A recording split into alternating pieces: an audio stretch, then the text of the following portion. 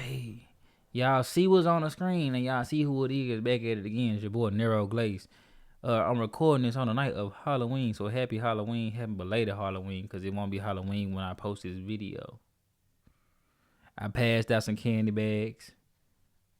I didn't go trick or treat. I don't trick or treat. I'm a little too old for that, but I did pass out some bags. I was here you go, happy Halloween. But it's neither here nor there. Y'all see what's on the screen. We got the downfall of NewJeans. Now I remember hearing about NewJeans from my engineer a couple years ago. He had mixed a couple songs for them, and he was like, "They the next big thing. They the next big thing." It was like around 2021, I do believe, when he was talking about that. But I had never I only heard one of their songs on his Instagram story. Never heard it on YouTube. Never really checked them out because I'm like, bro, NewJeans. Why are we talking about jeans? And I was like, K-pop, jeans. I didn't check it out. He was telling me they the next big thing for sure, and they most definitely was a big thing. Obviously, we got people. They was a big thing. I checked their numbers for sure. But now I want to see why. I tried to look them up because I was like, let me go ahead and react to some songs of theirs, and then I saw that they they had a downfall. So I want to check out the video of why NewJeans is downfalling, or why did they have a downfall. Hey everyone, and welcome back to the channel. Today we are going to be talking. So let me get this screen together for y'all.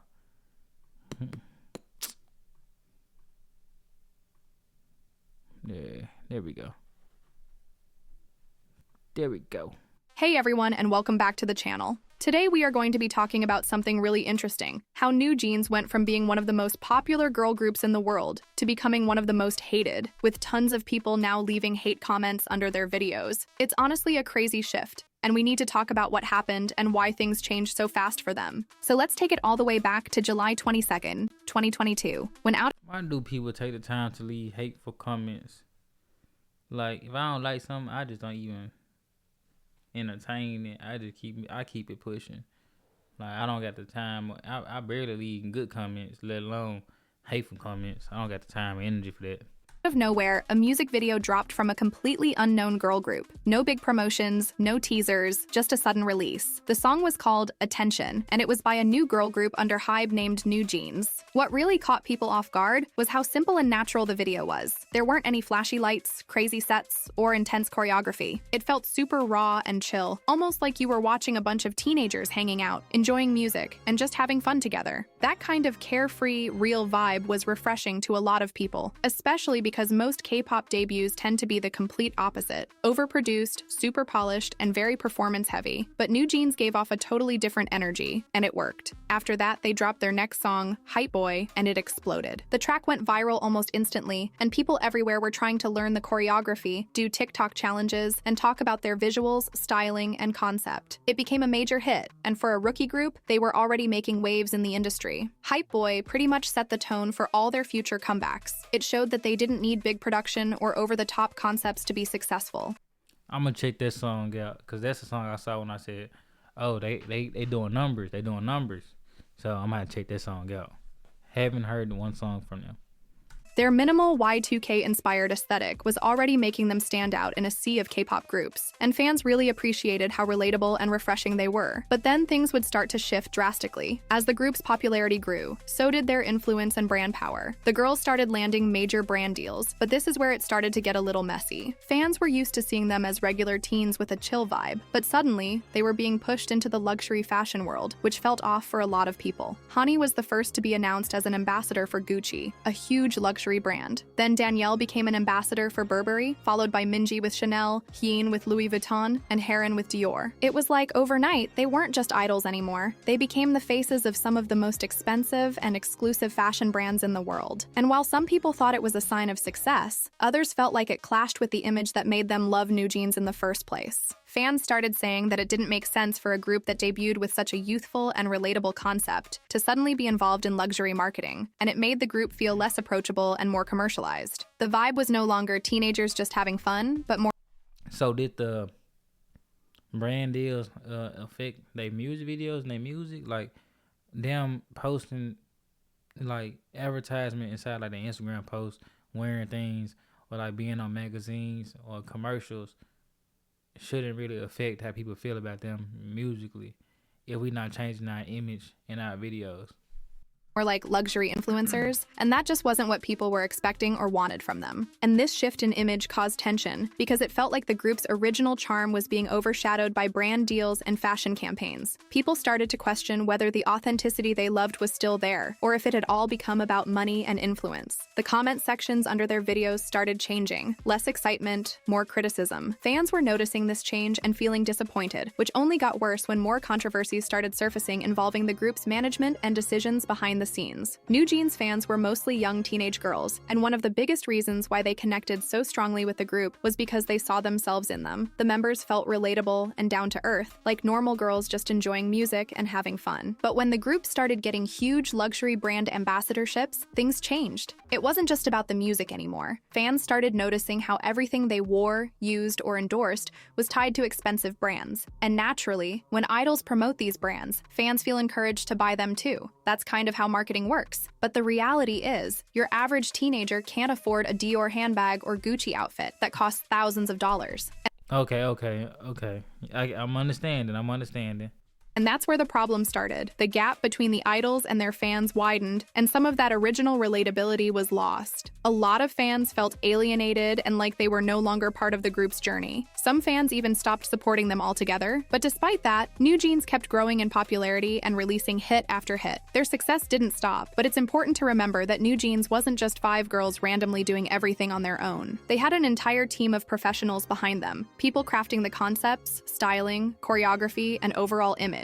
The members were the face, but behind them, there was Hybe and Adore, making every decision about their career. And then things took a turn when NewJeans accused their own company of mistreatment. This shocked a lot of people, because from an outsider's perspective, it really seemed like Adore had given them everything an idol could ever want. They had creative freedom, massive budgets, the best producers and stylists, luxury deals, and so much exposure. It looked like they were living the dream that most idols could never even imagine. So when the girls said they weren't being protected, fans were confused. Like, what kind of protection were they talking about? Some people thought maybe That's what I'm trying to see. What type of protection? they meant protection from hate and online criticism, which is definitely something every big K-pop group deals with. Hate comments are unfortunately part of the industry, and it's almost impossible to shield idols completely from that. Others wondered if it was about mental health struggles, privacy violations, or serious issues inside the company that we as fans just didn't know about. But here's where it gets even more complicated. NewJeans was under Adore, and Min Hee-jin was the CEO running Adore at the time. She was the one in charge of everything, every decision, every comeback, every public appearance. The girls themselves have always called Min Hee-jin their mother, and they seem to have a really close relationship with her. Even after leaving the company, they still wanted to go back to Min Hee-jin, which confused people, because wasn't she the one responsible for their mistreatment? She got dismissed from her CEO position at Adore around August 27th, and then just a couple weeks later, on September 11th, 2024, NewJeans accused the company of mistreating them. That's only 16 days between those two events, meaning they were under a new CEO for barely over 2 weeks when the accusations came out. So naturally, people assumed that whatever mistreatment happened, it must have occurred under Min Hee-jin's leadership, right? Because how could anything that bad happen in just 16 days under a new CEO? But then, things got even messier when Were they just upset that they changed the CEOs? Loyalty. some of the accusations NewJeans made were allegedly exposed as lies. One of the biggest claims was against the rookie girl group Illit, where Hani said she was ignored by them. According to her, she and Illit passed each other, and Illit's manager supposedly looked Hani in the eyes and told Illit to ignore her. This got a lot of backlash, but later it was revealed that Illit and NewJeans barely crossed paths at all. For every claim about Illit ignoring them, there was CCTV footage proving the opposite, that Illit was always respectful, and the moment Hani described never happened the way she said. In fact, their manager didn't even look at Hani or tell Illit to ignore her. Then later on, Hani changed her story, saying she heard about the interaction 5 to 10 minutes later, not directly at the moment. And honestly, I could go deeper into this situation, but I've already made a full video breaking it all down, so make sure. What they trying to blackball the other group, keep them not from getting as big or something? What that's about? What that's about? To check it out. I'll have it linked in the description for you guys. Anyways, things didn't stop there. NewJeans even accused another girl group called Les Seraphim, who are also under the same parent company, Hybe, of stealing a brand deal from them. This really stirred up a lot of drama online, and people were shocked that NewJeans would publicly call out another group from their own label family. It just made everything seem even more chaotic. A lot of people, including netizens, started saying that the NewJeans members were acting spoiled for complaining about one brand deal being stolen, especially considering the fact that NewJeans had so many brand endorsements already. Like, think about it. NewJeans had huge deals with Apple, Levi's, and even Nike, some of the biggest and most exclusive companies in the world. That's next-level exposure and massive income right there. Meanwhile, Les Seraphim had their own deals too, but not nearly as many or as major as NewJeans. So for NewJeans to complain about losing out on just one brand deal, it really didn't sit right with a lot of people. Netizens started calling them out for being ungrateful and petty, saying they should be grateful for the success they already have, instead of focusing on what other groups are getting. But here's where it gets even more complicated. It was later revealed, allegedly, that Min Hee-jin could have been behind everything. And by everything, we're talking about the accusations, the complaints, and the drama with other Hybe groups. Now, nothing has been officially confirmed, but there have been leaks and reports suggesting that Min Hee-jin may have influenced NewJeans' actions and statements during this whole scandal. But Salty, so she was salty, she gotta let go. And since y'all my babies, hey, let's take this ship down. Let's take it down. I built this. It's mine. Y'all trying to take what I get? let's be real here. We might never know the full truth. A lot of things are happening behind the scenes, and as fans or outsiders, we can only speculate or form our own opinions based on what's out there. Some people believe NewJeans was manipulated by Min Hee-jin and didn't realize the consequences, while others believe they knew exactly what they were doing. But again, unless Adore versus NewJeans and Hybe in court finally wraps up and all the facts come out, we're kind of left in the dark. It's They in court? They in court for this? one of those situations where we're all just waiting to see what happens, and until then, people will continue to come up with their own theories, beliefs, and take on the whole drama. Anyways, that's all I have for this video. What do you guys think about this whole situation? Do you think NewJeans was in the wrong, or is there more going on behind the scenes? Let me know your opinions in the comments. Don't forget to like, subscribe, and turn on post notifications so you never miss another update. Thanks for watching, and bye for now. I don't know. That's I think I probably should listen to some music first, because I don't know. That's a bad choice of character to lie and try to keep other groups from growing or hold them back just because somebody you got loyalty to probably was removed, and we don't know what fashion that she was removed from CEO. But I don't think trying to get revenge or doing stuff out of spite ever brings good karma to you. So if all this stuff was done out of spite, I could see how the fans could start looking at you different, because nobody likes ugliness. Nobody likes ugliness. Like, bro, like we all trying to eat. I understand being upset depending on how things went and trying to show loyalty. And oh, what the world? It's another video that says Adore officially wins against NewJeans Part 2. Let me see when this came out. Cause what the world? I'm behind. I don't know nothing. 14 hours ago? Oh snap.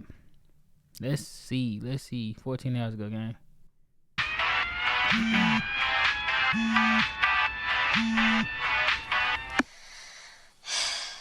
Hey everyone, and welcome to part 2 of this video.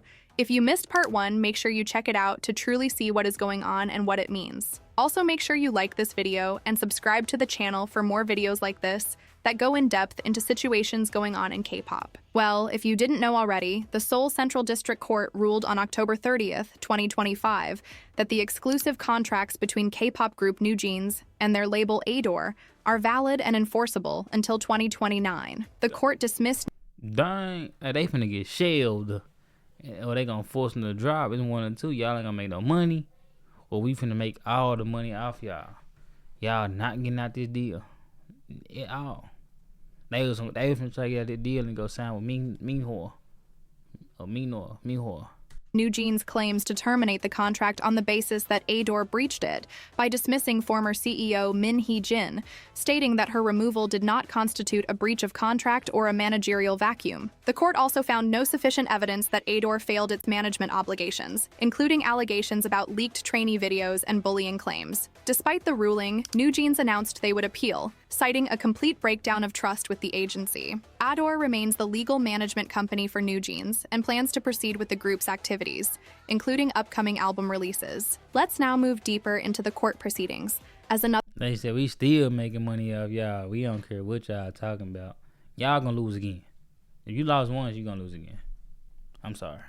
Another major point of contention came from NewJeans member Honey, who claimed that she had experienced ignoring remarks that violated her personal rights. On October 30th, during the ruling by the 41st Civil Agreement Division of the Seoul Central District Court, presided over once again by Judge Jong Hoe-il, the court rejected this claim. The official statement read, "The submitted evidence alone is insufficient to acknowledge that Hani heard remarks from the ILIT manager that violated her personal rights, such as, 'Ignore me.' Immediately after receiving the issue, we requested HYBE to review the relevant CCTV footage, and as a result, the security policy team and the business security team secured the CCTV footage. The security policy team and the business security team appear to have continued to search for additional footage that Hani and the ILIT members had given at Adore's request. Since the CCTV footage did not record audio at the scene, even if the scene at the time was recorded on the CCTV footage, it is unlikely that ILIT's manager's remarks were recorded. Considering these factors, it can be seen that the plaintiff took sufficient measures to confirm the facts stated by Hani at the time. This essentially means that the court found no sufficient evidence to prove that the alleged 'ignore me' incident had occurred in the way it was described. Let's rewind for a moment. This all began when Hani appeared as a witness during the National Assembly Environment and Labor Committee's state audit in October 2024, long before this verdict. There, she testified publicly about what she described as idle bullying. The stuff they trying to get off is that they trying to get off in court is crazy. A lot of he say, she say, no evidence for real. Then the stuff they could prove, like cameras, ain't even proving what you're trying to say. Bullying. I don't know. I don't want to say I don't got a side in this battle because I don't even know these people. Haven't even heard a song. But when I started looking up to try to find some songs, like I said,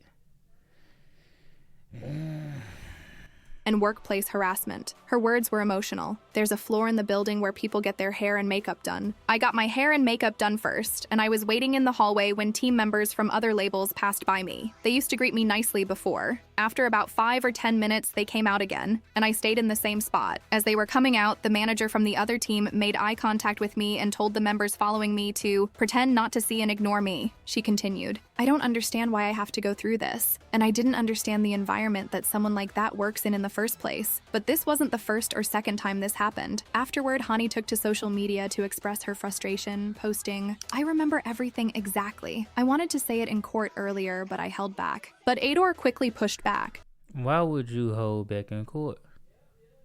You trying to win, and you holding back? I don't want to hear all that afterwards. Nope.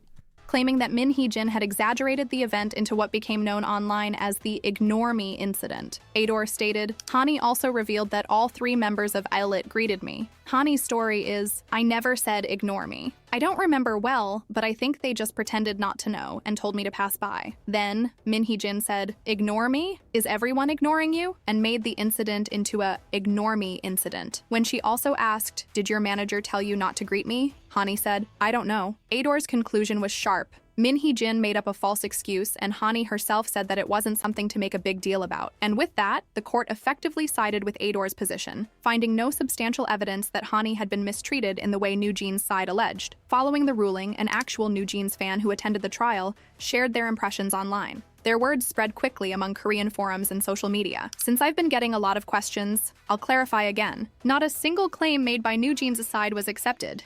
The court ruled the exclusive contract is valid. Since we've gone all the way to the end, all that's left now is to wait for Minji, Hani, Danielle, Harin, and Heen's decision on what to do next. Whatever choice the former members make, I'll unconditionally support and follow them." In plain terms, this fan confirmed former members. what the documents and court records already suggested. None of the arguments presented by NewJeans' legal team were upheld. The contract remains binding, and all that remains now is the decision of the members, whether they will return to ADOR or continue to fight through appeals. As some online commenters put it, even if they go to the very end, the result is obvious. But the most shocking twist in this entire saga wasn't about the contracts or even about Min Hee-jin's dismissal. It was about the parents. Up until this point, fans and media assumed that all 5 NewJeans members and their parents were completely united in their position against ADOR, but court records revealed that this wasn't true. In one of the most surprising developments, it was revealed that there were internal disagreements. How old are these girls?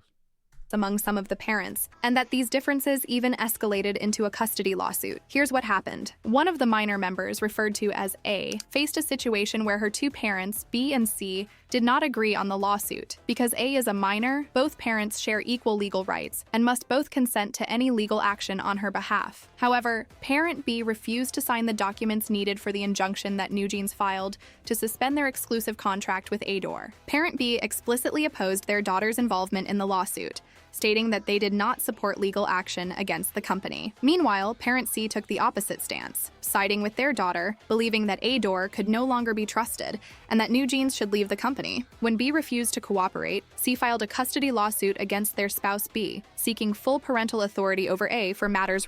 Which parent do you think was siding with the daughter?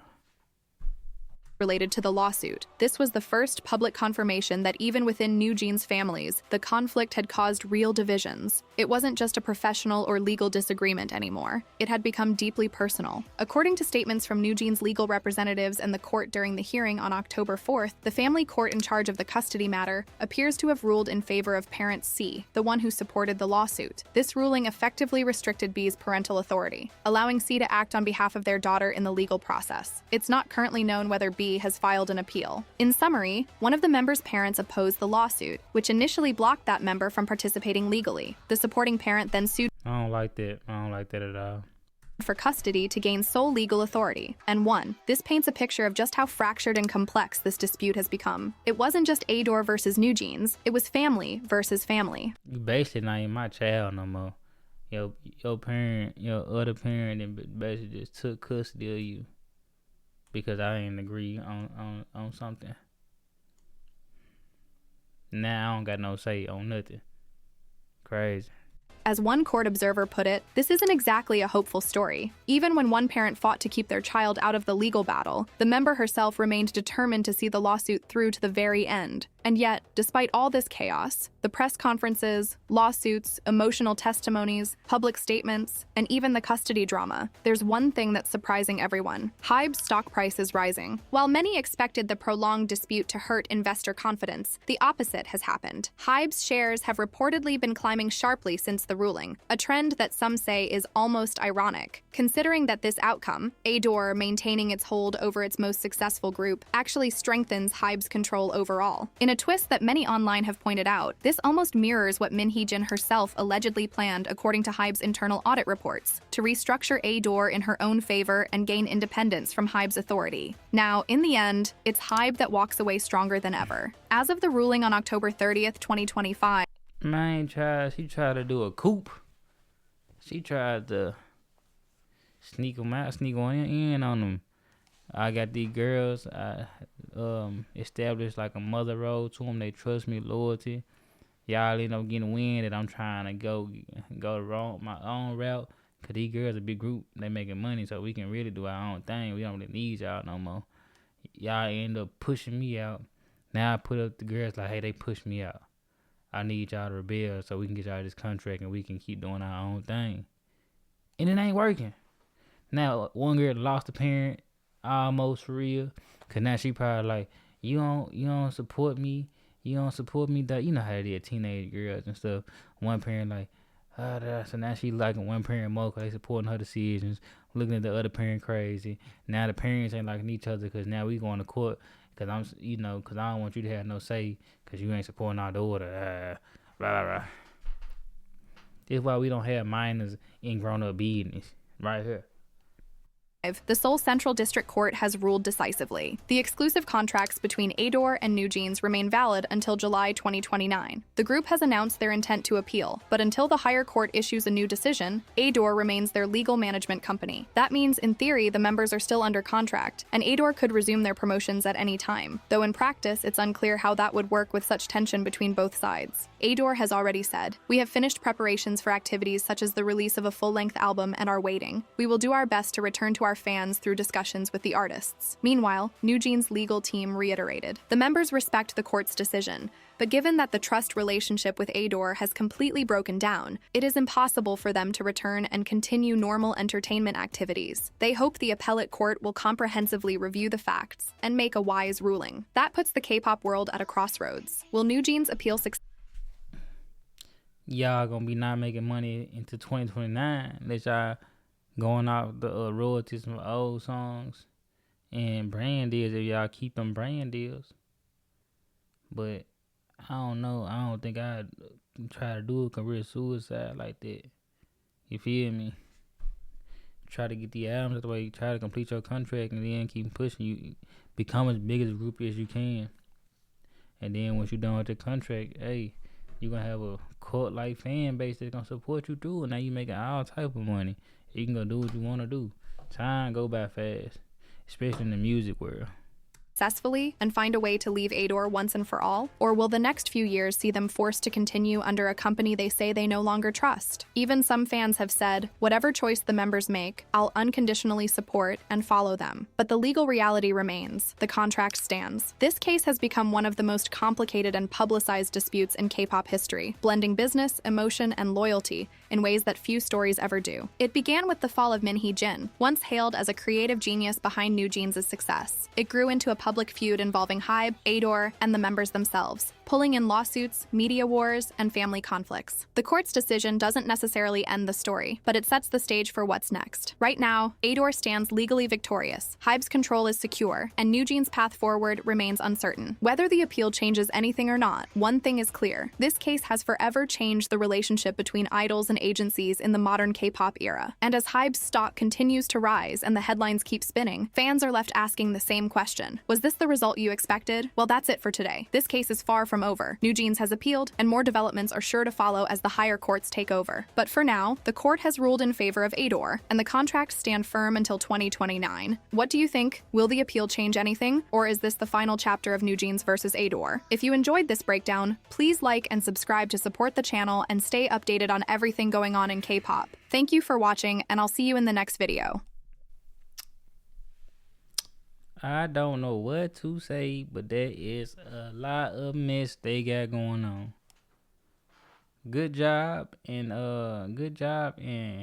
the first impression of NewJeans for me is that it's a lot of mess. Didn't know they had minors involved.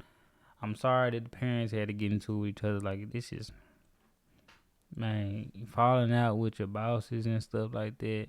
Loyalty. It's bad. It's all bad. It's all bad.